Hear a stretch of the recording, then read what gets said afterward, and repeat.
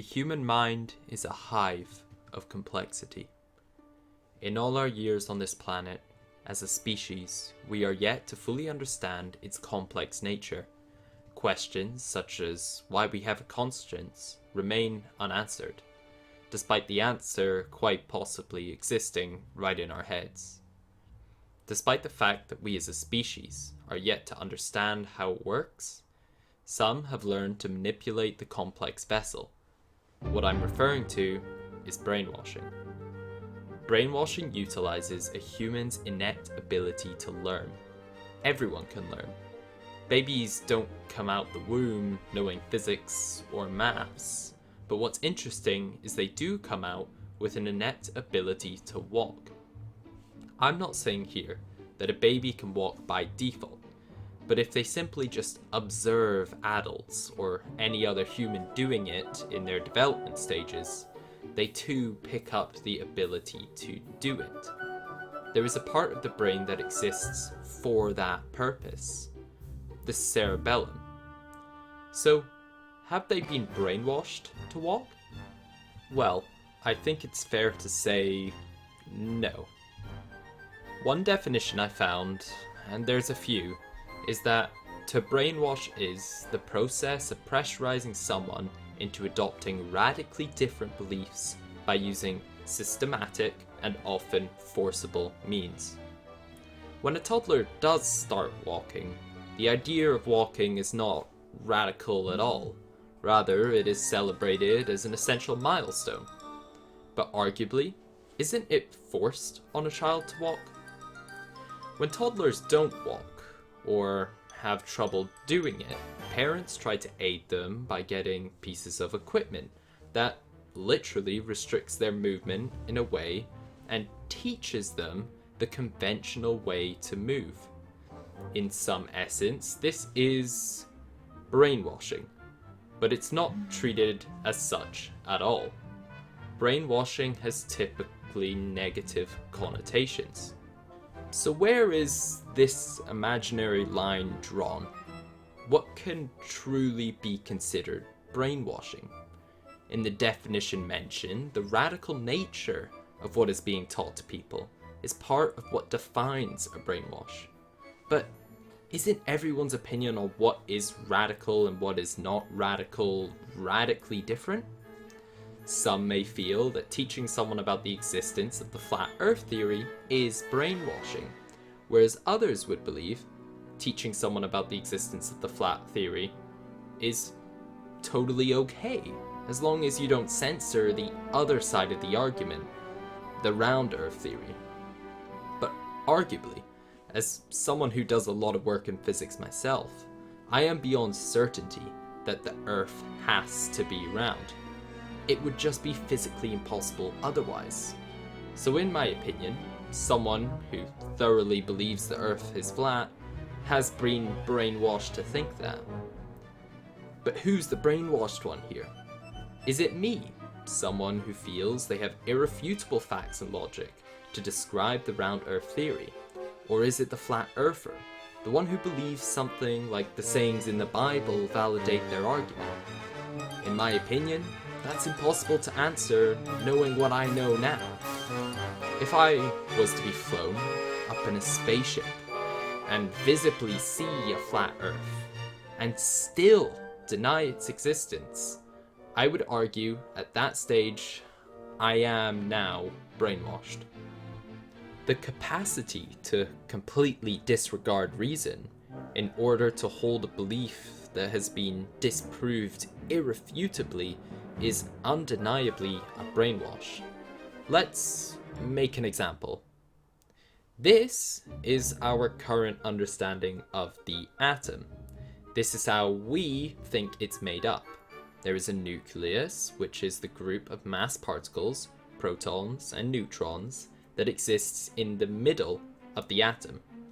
And it has electrons, practically massless, negatively charged particles, orbiting it in irregular, random paths.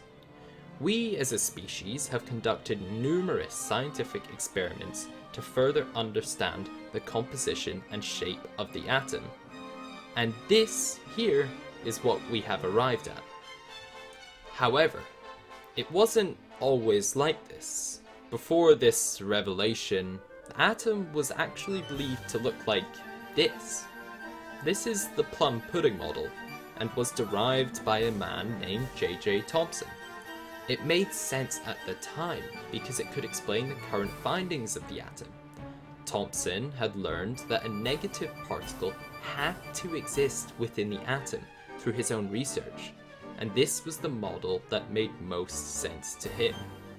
He was partially correct, but didn't account for the massive amount of space that exists in each atom in proportion to the size of an atom. His model didn't make sense in later experiments. His thoughts about the charges that existed in atoms did. However, the actual physical model was wrong. It is undeniably proven that an atom looks like this now, under our current understanding. If I was to then teach someone that the plum pudding model was the correct model, to the point where, despite all evidence, they choose to deny it ever being wrong, I argue that I have brainwashed them. However, this is a scientific topic. There is fact, and there is not. The moment something comes up that contradicts our current understanding, it is validated and confirmed with absolute certainty before any changes are made. So educating people on our current understanding, as long as it is flexible, is not brainwashing. Now that's something I can prove irrefutably and relatively easily. But what if I'm to take a question of faith? People primarily adopt faiths through households, meaning if I'm born into a household that per se follows Islam, I am statistically likely to be a Muslim. There is no irrefutable evidence to say that a God exists or that one does not. So when it comes down to a faith issue, who's actually brainwashed? Again, it's an idea to look at an example, but this time, a real one.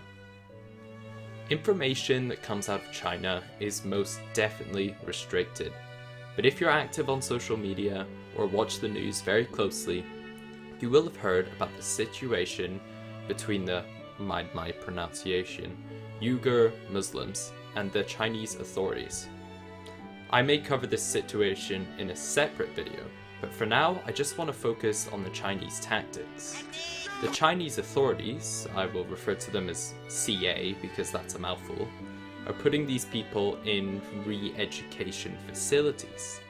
In these facilities, Muslims, who of course have been Muslims since birth, and who believe wholeheartedly in their religion, are having their ideologies challenged in a calculated manner by the CAs. Now, these ideologies being quote-unquote taught are atheistic ideologies. China works on a work until you drop for the good of the state mentality. it doesn't want people essentially distracting themselves with something it deems to be completely unnecessary. The CAs understand that the loyalty of these people will never lie with the state, if they have a loyalty to a god that they worship. The CAs won't just dispose of these people either. They could be useful to China. They just need to be manipulated to work for the good of China and not for their own families and God. Ablet Tursun Toti, a Muslim who was detained, said, quote, "Those detained would be woken up before dawn and would be forced to learn laws and sing a song entitled, 'Without the Communist Party, there can be no new China.'" Repeating something on repeat, all day, every day, is one of the most simple forms of learning anything. When I was in primary school, I'd write a word 100 times just to learn how it was spelled. Now, surprisingly, this doesn't work for everyone, so the CAs reportedly combine it with another tactic: emotional manipulation. By enticing someone into a state of fear or anger, or really any emotion that clouds reason, you can force them information they would normally disregard as being nonsensical. You actually see this more passively in daily life. Take, for example, Greta Thunberg. She shocked the world by showing a very real and emotional response to the worsening state of the environment. She invoked that emotion in people, so when she proposed things that were massively ambitious, people were more willing to listen, because with their emotions running high, they were less willing to listen to an argument that ticked every box. Brainwashing is a really interesting topic, and honestly, in general, the brain is as well.